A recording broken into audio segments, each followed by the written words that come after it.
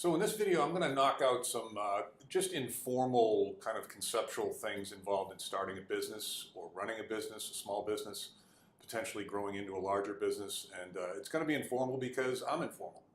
So I just knocked up a couple of, or put down a couple of concepts, a few concepts that I have found as I've coached people.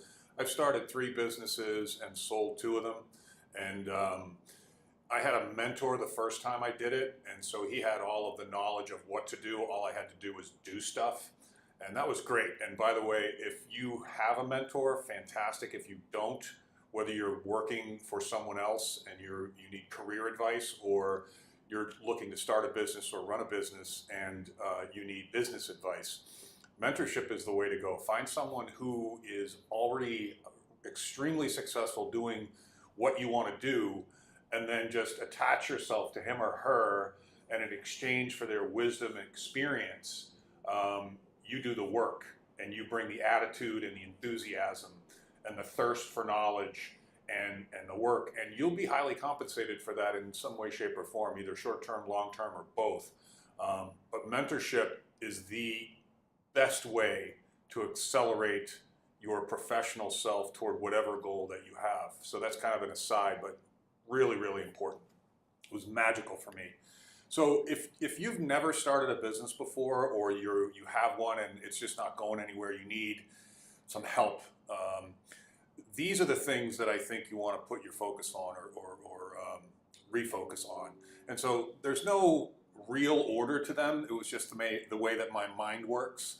But let me just expand on these and kind of go back and forth a little bit, and I hope you find it helpful. So you start off with an idea or a concept, and this is where I think people get in trouble, because there's lots of good ideas, there's lots of good concepts, right? Lots of good products, cool ideas. That's not enough. And just because you love it and you have a couple friends that love it, there's a big difference between loving something and spending money to purchase it. And I share that because that's an important mindset. The business does not succeed unless a bunch of people spend money and buy it. And the people that buy it, whether it's a product or a service, love it and tell other people how wonderful it is. And there are different degrees of that. But if you can get customers to become advocates, everything else gets easier. So you spend a lot of time on this, but you pretty quickly, after you have this, you have to move right into a number of other things. In no particular order, I think you have to really understand what a perfect customer is. Back to that whole notion of people purchasing things as opposed to liking them or thinking they're cool. And this is basically, there's a demographic component to this, age, location, gender, race, religion. Depending on your product or service, all of those things might be of various different levels of importance. But you want buying habits, you want attitudes, you want hobbies, other things they're interested in. There's all kinds of things that would define your perfect customer. But very few people spend enough time thinking through this. And you can do things like surveying small groups of people. You can use things like Facebook and Twitter and Instagram to get people's opinions on certain things. You can test your concept and your idea for free way before you have to spend any money. I could talk about this for hours, but just think through the idea that, do you really understand who your ideal or your perfect customer would be? And then nobody does this. Nobody does a business plan. And business plans can be 2 pages or they can be 35 pages. And I tell everybody, and there's all kinds of free templates online where you can go and Google the term business plan and get one that resonates with you, get one that's easy for you to use or you can facilitate. But the end business plan is a document. It's a moving target, because you're going to reassess it every month, every quarter, every year, because circumstances are going to change as you run into challenges, or you have to pivot in a different direction because of macroeconomic circumstances, things that are beyond your control. And nobody can foresee everything that's going to come your way moving forward after you start a business. The plan itself is far less important than the idea of going through the process, the diligence, the rigor of going and building a business plan. This process will give rise to questions you never thought of. It'll make you think deeply, more deeply about things that you're skimming the surface on. The exercise itself is far more valuable than what you end up with. And again, what you end up with, you're going to change forever. So don't get stuck on a business plan, but don't start a business without going through the due diligence of building a plan. Inside the business plan, there'll be some financial planning that you need to do.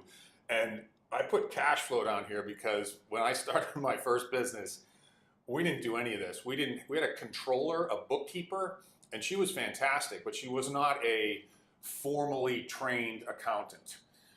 The way that you should think about cash flow is, where's my money coming from and when am I going to get it? And once you have reports that give you that information on a regular basis, like every Tuesday morning at 9 o'clock you get one of these, or once a week, once a month, whatever, you get a bunch of reports, but your financial person distills them down to 2 or 3 documents maybe that you get on a regular basis that will tell you enough about your finances, the whens and wheres and hows, where you can use that information to make accurate business decisions. Without a financial plan and cash flow reporting, you're guessing. And I was successful guessing for a while, but at some point, as you get bigger, this is critical or it'll put you right out of business. And why wait until you need it?